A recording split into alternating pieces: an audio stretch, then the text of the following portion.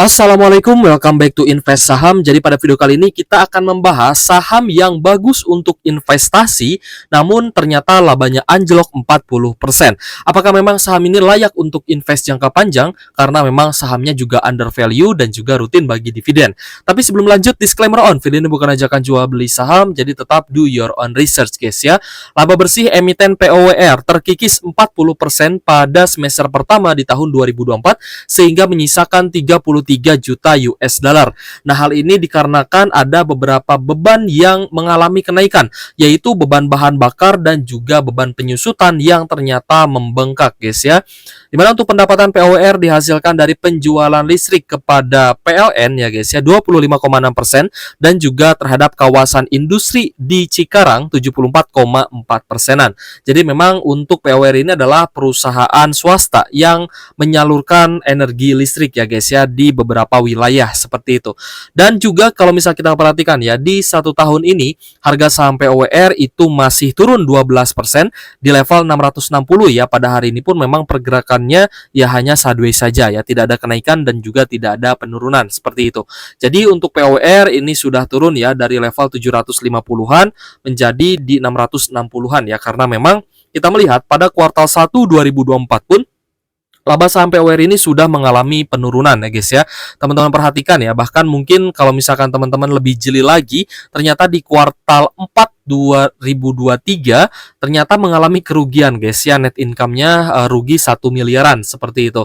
Dan juga bisa mulai naik itu di kuartal 1 2024. Tapi kalau misal kita bandingkan dengan periode yang sama pada tahun sebelumnya, maka laba POWR ini anjlok sebenarnya guys ya. Di kuartal 1 2023 itu 505 miliar, sedangkan di kuartal 1 2024 hanya 278 miliar saja. Kuartal 2 juga turun guys, baik secara year on year ataupun secara kuartalan. Secara year on year turun dari 341 miliar, pada kuartal 2-nya hanya tersisa 260 miliaran aja. Secara kuartalan juga turun ya, dari 287 M menjadi 261 M seperti itu. Namun memang kita akui ya, dari sisi fundamental, valuasi dan juga dividen, saham ini memang masih layak untuk di hold ya guys ya. Namun teman-teman harus berpikir ulang jika laba POWR terus mengalami penurunan. Ya teman-teman setidaknya harus memperhatikan ya guys ya, bahwa laba bersih ini akan tercermin di EPS atau earning per share. Dan earning per share ini adalah angka yang akan dibagikan sebagai dividen. Jadi jika labanya turun, maka dividen juga berpotensi akan ikut turun. Dan sebaliknya, ketika IPS naik, maka potensi dividen juga akan mengalami kenaikan jika DPR-nya sama ya dengan historisnya atau ada kenaikan dari sisi dividen payout ratio. Seperti itu. Ya, seperti yang tadi saya bilang guys ya, saham ini masih layak untuk investasi. Namun pemberatnya adalah dari sisi kinerja dan juga ternyata tercermin di laba bersih yang terkena penyusutan gitu guys ya. Lalu kita lihat ya, valuasinya juga masih sangat menarik, PE ratio di angka 9 kali dengan PBV 0,93 kali. Jadi sebenarnya ini adalah saham yang under value dan kita melihat memang book value per share-nya itu di level 700-an. Jadi di harga saat ini sebenarnya POWR juga sedang terdiskon ya guys ya. Namun ada yang ingin kita jelaskan ya ke teman-teman ya guys ya. Mungkin nantilah di akhir video ini ya, karena pembahasannya juga tidak akan terlalu lama. Dari sisi debt to equity ratio 91,2%-an guys ya, jadi masih oke lah. Profitabilitas juga sebenarnya masih oke, 11% untuk net profit margin, dan kita lihat return on asset 4% dan return on equity 7,8%. Jadi dapat kita kategorikan saham POWR ini saham yang masih layak untuk teman-teman hold jika teman-teman posisinya masih floating loss gitu ya. Jadi ketika dalam posisi floating loss di saham yang rutin bagi dividen, teman-teman bisa hold dan terus terima dividennya meskipun teman-teman tetap rugi dari capital gain, tapi setidaknya teman-teman akan menutup kerugian tersebut dari dividennya nanti gitu ya. Misal teman-teman sedang rugi 5 juta ya di POWR. Namun ketika teman-teman terus mendapatkan dividen dari POWR gitu ya, misalkan harga sahamnya tidak naik pun teman-teman akan tetap balik modal ya, dari yang 5 juta itu minus ya di portonya teman-teman.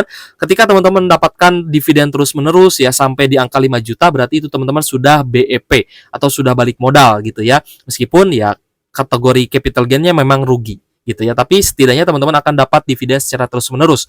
Nah, inilah keuntungan ketika kita berinvestasi di saham yang rutin bagi dividen. Dan kalau misalkan kita perhatikan ya, untuk POWR di sini kita akan proyeksikan juga ke teman-teman ya terkait dengan proyeksi dividennya dengan EPS full year ya, estimasinya di angka Rp68 per saham dengan DPR 76 sampai 99%, maka dividen yang bisa dibagikan oleh saham POWR adalah Rp51,6 sampai Rp67 per sahamnya dengan yield 7,8 sampai 10%. Dan ini tergantung dengan dividen payout ratio-nya, apakah akan dibagikan 76 atau 99% dari laba bersih yang dihasilkan untuk full year 2024 ini. Jadi ini adalah estimasi ketika nanti laba bersih kuartal 3 dan kuartal 4-nya itu stabil ya guys ya, di angka 250 sampai 280 miliaran. Namun jika kuartal 3 dan kuartal 4 ternyata anjlok, maka estimasi EPS-nya akan semakin turun, dan sebaliknya jika labanya naik maka estimasi full year EPS-nya akan mengalami kenaikan juga dan akan meningkatkan dividen dan potensi dividen yield-nya, seperti itu. Jadi dividen yield 7,8 sampai 10% ini kan masih bagus, Kak. Iya, masih bagus ya. Seperti yang tadi saya bilang, bahwa ketika teman-teman masih nyangkut di POR, ya udah teman-teman di hold saja ya, dan akan dapat dividen dengan yield 7,8 sampai 10%, dan semoga ini menutup kerugian teman-teman di saham POR yang memang sedang turun ya guys ya, dari harga bahkan ya sampai di 800-an di 14 Agustus 2023 lalu sampai di harga saat ini di 660, bahkan sempat bottoming guys ke level 610 per sahamnya. Nah, jadi seperti yang tadi kita bahas guys ya, bahwa ketika IPS-nya turun maka dividen yield-nya juga berpotensi akan turun. Apakah itu benar? Nah, di sini teman-teman bisa lihat imbal hasil dividen yield secara historical di saham POWR. Ya, rata-rata penerimaan dividennya sekitar 8, 9 sampai 15% bahkan ya di tahun 2023.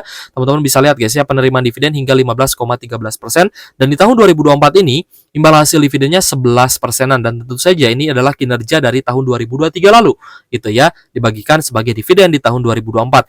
Jadi, jika teman-teman di tahun ini mendapat dividen dengan yield 11%, potensi dividen di tahun depan hanya 7,8 sampai 10%-an. Ya, ini juga sebenarnya masih bagus ya guys ya, daripada teman-teman nyangkut di saham yang tidak bagi dividen seperti itu ya. Tapi gini guys, ada satu pertanyaan yang saya tulis di judul ya guys ya, yang banyak sekali ditanyakan ya, mungkin banyak ditanyakan oleh investor pemula gitu guys ya.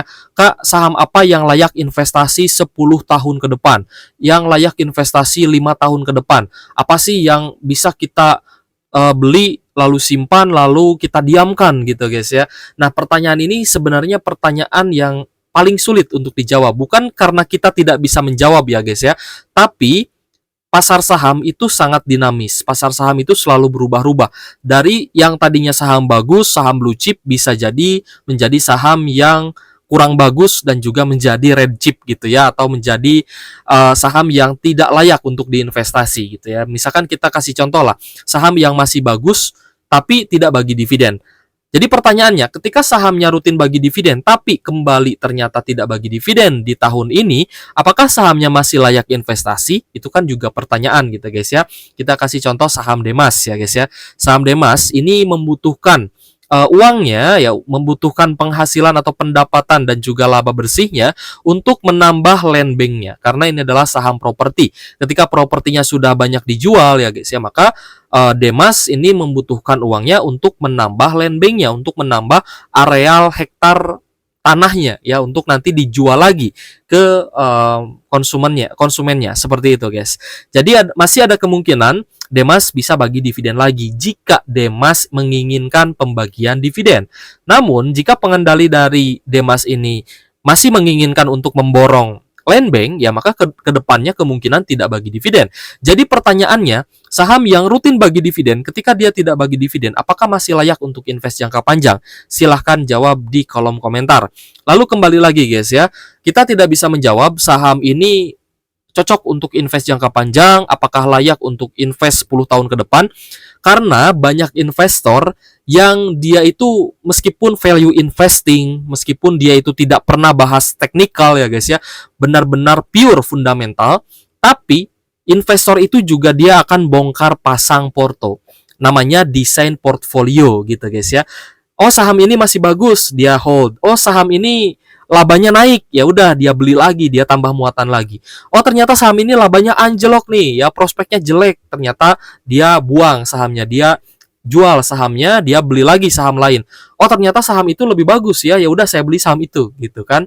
Jadi pasar saham itu dinamis, pasar saham itu selalu berubah-ubah. Ada saham yang tadinya jelek jadi bagus, ada saham yang tadinya bagus juga bisa jadi jelek gitu ya. Kita kasih contoh lagi, ada saham GGRM. Ya, saham GGRM dulu itu sahamnya bagus, guys. Ya, sahamnya bagus, banyak orang yang membeli di harga tinggi bahkan ya, sempat ke harga 70 ribuan bahkan ya kalau misal kita lihat di 5 tahun terakhir, harga sahamnya sudah anjlok dan tersisa 14.500 saja. Nah, jadi ketika teman-teman invest di GGRM di harga 70 ribu dan tiba-tiba anjlok ke 50 ribu, maka di sana teman-teman harus berani menganalisa apa yang salah dengan GGRM. Apakah labanya turun dan kenapa labanya turun? Oh, labanya turun karena beban cukai. Lalu pertanyaannya, apakah cukainya juga akan dinaikkan setiap tahun? Nah, ini kan menjadi pemberat ya guys ya dari kinerjanya GGRM. Ya, seperti itu. Jadi ketika GGRM pun misalkan labanya naik ya dengan posisi bisnis yang sedang tertekan oleh bea cukai, menurut saya pribadi memang GGRM ini memang harus diversifikasi bisnis dan ini sudah dilakukan ya. GGRM punya jalan tol, GGRM punya bandara. Tapi untuk bisnis itu, diversifikasi bisnisnya ke jalan tol dan bandara pastinya memerlukan modal yang besar. Sehingga GGRM di tahun ini pun tidak bagi dividen. Saham yang tadinya bagus, rutin bagi dividen gitu guys ya, dilulukan lah ya. Tapi ternyata ya di tahun 2024 ini teman-teman lihat ya, anjlok 80%. Jadi pertanyaan saham apa yang bisa invest jangka panjang itu akan berubah-ubah setiap kuartalnya. Setiap laporan laba bersih keluar, maka ada saham jelek yang bagus dan juga ada saham bagus yang malah kinerjanya bisa turun. Seperti itu. Selanjutnya ya contoh terakhir ada saham Unilever.